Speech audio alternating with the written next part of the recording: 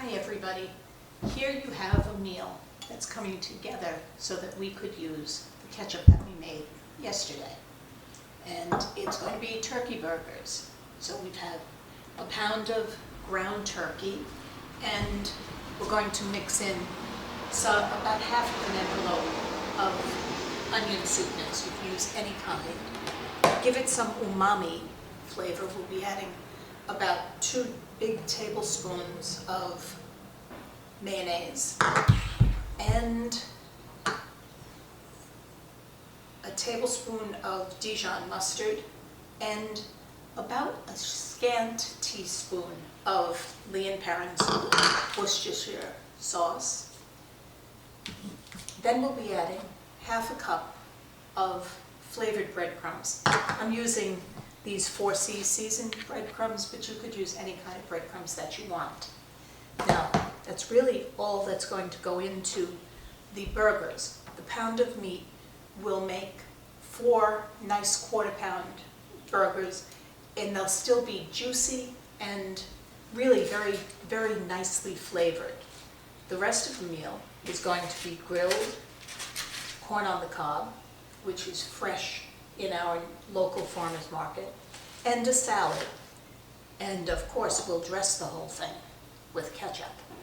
Now, we'll also be showing you how to turn these giant potatoes into hand-cut home fries.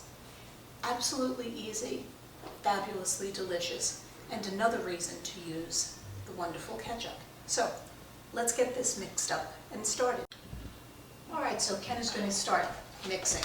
First, he's opening up the turkey. And ground turkey is usually a mixture of white meat and dark meat. This one is about 93% lean. You really want it to be lean, but you also want it to be flavorful. So he's going to make 4 patties out of this, and he'll be mixing the mustard, the Dijon mustard. We said that's about a teaspoon of Dijon. A tablespoon of Dijon mustard and a teaspoon of Worcestershire sauce. And Perrin's is the one that you need to get. There are other brands, but that one is the one that just has the right taste and it'll give you the right mouthfeel. This will add the juiciness to the turkey, which tends to be kind of dry and really terribly flavorless. Now, it's got, I think that looks good. If you don't have Worcestershire sauce and mayonnaise, you can use an egg, and it'll be just fine. Just adjust your other flavorings. Now, we're also going to be adding half of an envelope, maybe a little less than half of an envelope, of onion soup. Lipton onion soup is good. This one is particularly good. And yeah, straight into the ground turkey. Not all of it though, because that would overwhelm it with onion flavor. And again, if you don't have onion soup mix, you can use onion powder, garlic powder, and any other flavorings that you want. So you mix it up, and then mix in the mayo.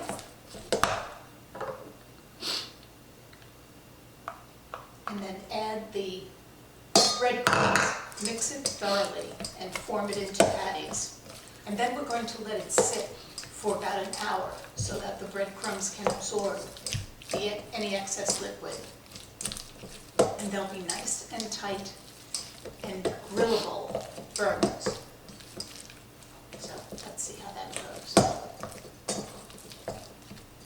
Now you want to add the breadcrumbs? Okay. Do you feel it needs any more, or do you think that that's enough? I think that's enough. Okay, so don't put in too much of the mayonnaise, Worcestershire sauce, mustard mixture. You don't want the burgers to fall apart when you're cooking them.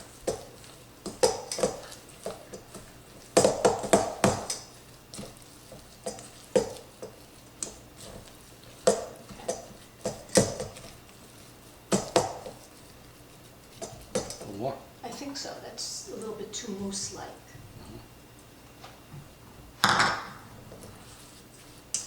You don't want it to be creamy, you want it to have a texture like a burger.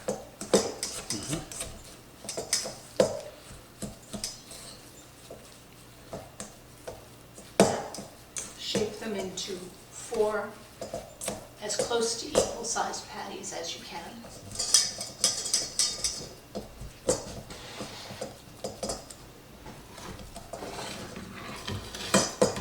You could move those potatoes off.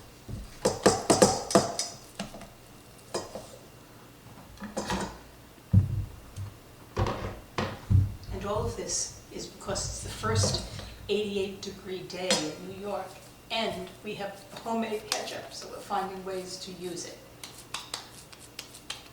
Don't make these too thick, because you want them to be thoroughly cooked inside. It's kind of icky to find a raw, undercooked middle of a turkey burger, right?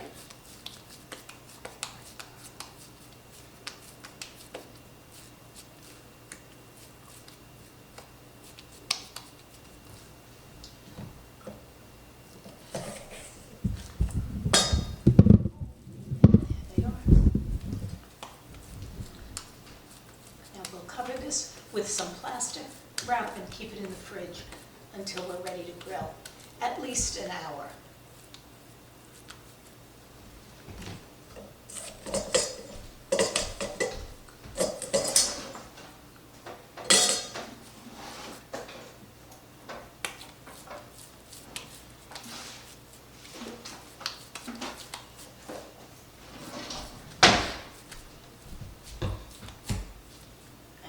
Be back to show you how the potatoes come together. Now, I'm going to take the husks off the corn and we'll soak them in a little water, and then they will get wrapped in a paper towel and put in the microwave for about 3 minutes. Then I'll wrap it in foil and these will go out on the grill next to the burgers, just so that they can have some grill marks and get a little caramelized. When I'm soaking them, I'll remove all the rest of these silks.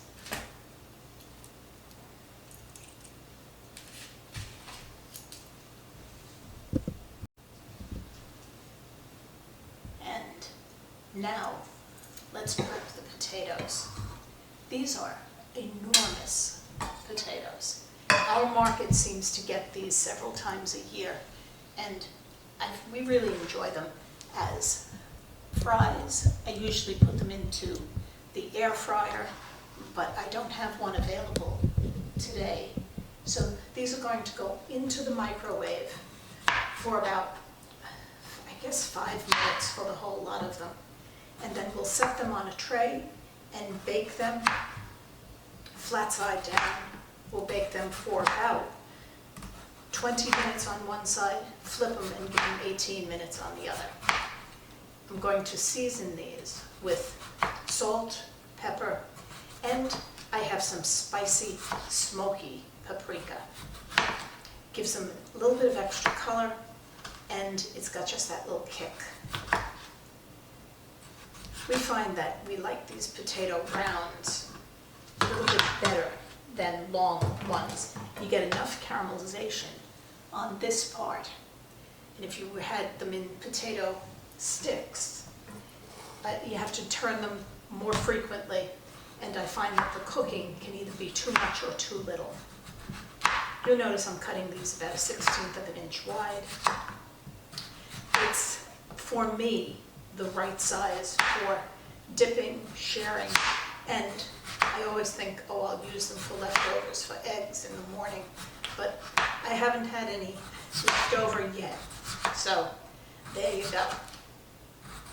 Okay, I'm going to put these in my bowl with some oil, paprika, maybe a little adobo, because that'll give it some garlic flavor as well. And I'll use the adobo instead of salt and pepper. And then I'll add some extra pepper as well.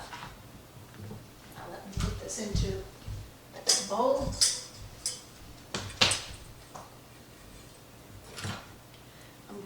use a lovely safflower oil.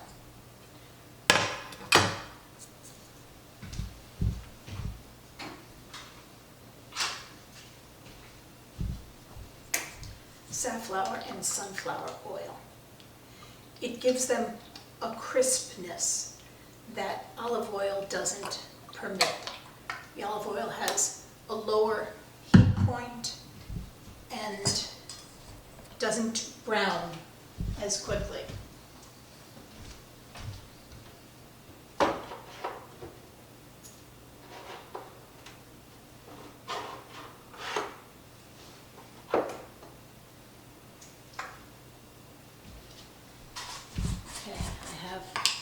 Good old Goya adobo. This has garlic and salt, just right. I'm just adding some paprika, and we kind of like paprika, so it looks a little generous. And I'll give it a sprinkle of pepper, and then toss these around, and we'll give them a run in the microwave before we put them in the oven.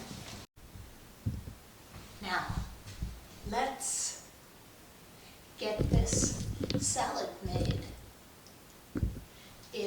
I have lettuce that I've washed thoroughly, and I'm going to shred it gently. I really like butter lettuce. I like it to put on a sandwich, and I like it when it's in a salad. It stays crisp. We buy it very inexpensively at Costco. I think there are 3 or 4 small heads, and for us, we use them within a week. And we're just 2 people usually. You know, we have them at lunch, we have a salad with dinner, we put a slice of something on a piece of bread, and then add some lettuce and tomato to it and call it lunch. Very practical. So just roughly torn. I'm not going to dress this salad until after we use some of it on the burgers, but I am going to slice tomatoes in the salad. Here we go. Got my salad ready. Got my knife. Here we go. For a salad, I like wedges that have been cut into little chunks. And I always take out the stem part. I don't like to find that in my lunch. And that's really all this is. I will show you how it all comes together and how Ken cooks it out on the grill.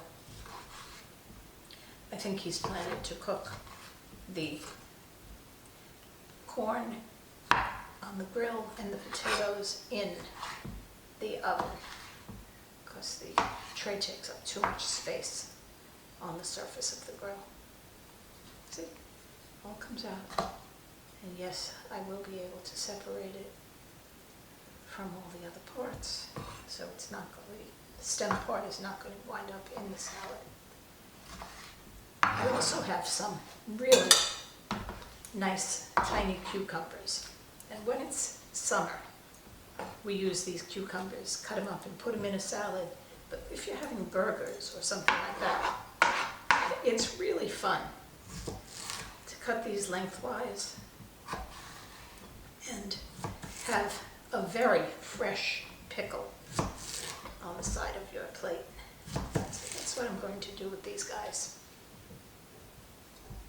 They can always find their way into a salad tomorrow if there are any left over.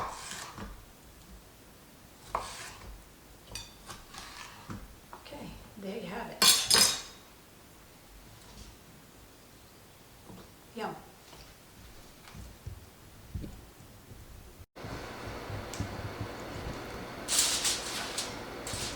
Okay, well, the weather changed a little bit, so we're going to be cooking inside instead, which is fine too. I've rinsed the corn, I'm wrapping it in some foil, and The sliced potatoes are in the microwave. We've given them 3 minutes on high. As soon as they come out, we'll put them on a lightly oiled tray and brown them. We're also going to be putting the burgers on a little tray in the oven. So, here's the corn, popping it in the oven at 425 for about 25 minutes. Okay, here are the potatoes, fresh out of the microwave. We're going to kind of put them in a single layer. And you see it's the sunflower oil and the seasonings are pretty much evenly distributed. These are going to brown up really nicely on the bottom part, and then we'll flip them over about halfway through. I think these will take about 25 minutes on one side, and then we will flip them and give them, I think, 18 minutes. So, here they go, 425 for 25 minutes.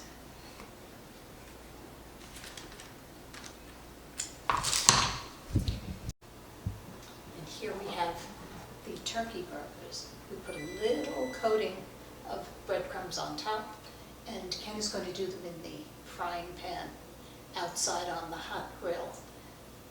But we felt they would be a little too fragile to put actually on the grill surface.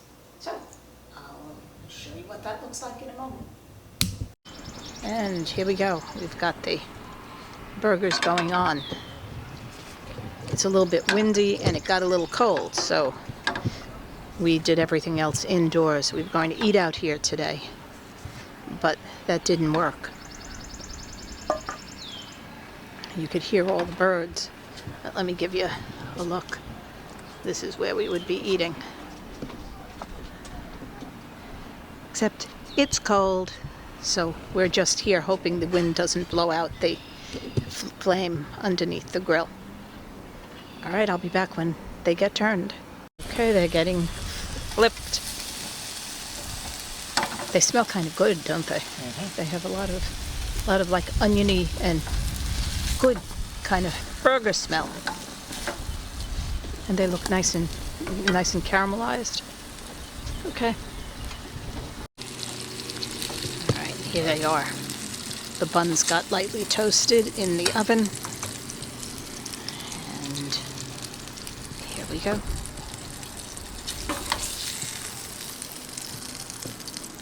Boy, they smell delicious, Ken. Look at that.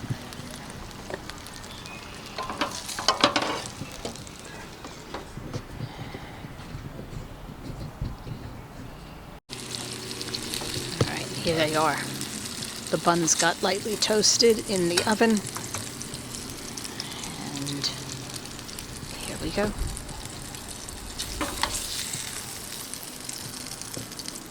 Boy, they smell delicious, Ken. Look at that.